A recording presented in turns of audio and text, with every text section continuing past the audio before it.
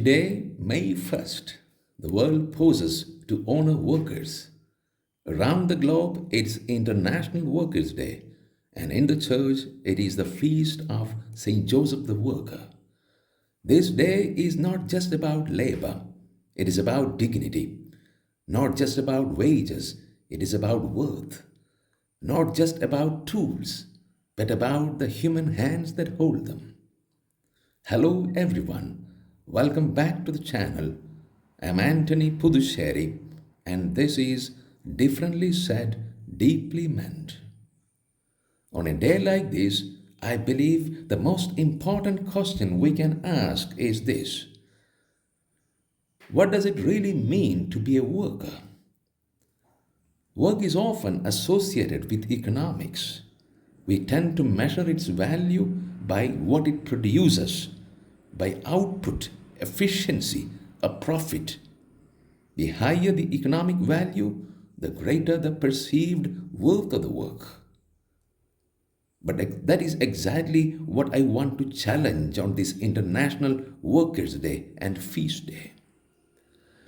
Can we think of work not just in economic terms, not just in what we do or produce, but as something deeper? I have 3 points. First, work as participation in creation. When we work, we don't just make things, we participate in creation itself. We become co creators with God. Through our labor, we shape the world around us, and in the process, we shape ourselves. That is the beauty and dignity of human work. However small or big, work builds the world, and it builds us and extends our future. Unfortunately, our own works are defuturing. They limit our future.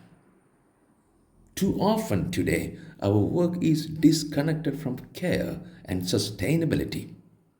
Instead of extending life, it narrows it. Instead of creating hope, it consumes it. This feast invites us to ask not just, what do I do? But what kind of world am I helping to create? Second, work as self realization. Work is also an act of freedom, a way we can define ourselves through action. In every task, every tool, every choice we make, we are telling the world who we are through our work. But here is the other side of the truth. For many people, work is an expression of their dehumanized condition. It isn't a choice or a creative expression. It is a struggle for survival, exhausting and invisible. They are treated as if they are disposable. Work becomes a site of oppression instead of a source of dignity. And so, today's feast is not just a celebration of workers, it is an expression of solidarity with all workers who are exploited.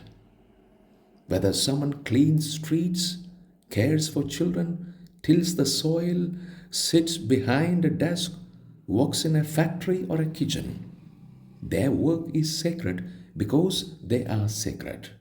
Because work is more than survival, it's a way of becoming human. And finally, not all work can be measured. Not all work is paid. Not all work is seen. Think of a mother caring for her newborn baby at 3 in the morning. A teacher listening to a struggling student in the extended hours. A person sitting in prayer for world peace. There are people in fields, care homes, and kitchen who work long hours with little recognition. These are acts of work, deep, human, but immeasurable. I believe the church chose Saint Joseph as the model of worker not just because he was a carpenter, but because he was also a silent guardian of Jesus, an invisible worker, adding great value to someone's life. So today, let's honor not just builders, coders, and craftsmen and bankers, but also the listeners, the guardians, the peacemakers, and all the invisible workers.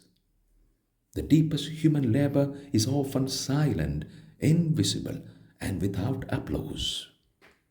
Thanks for watching.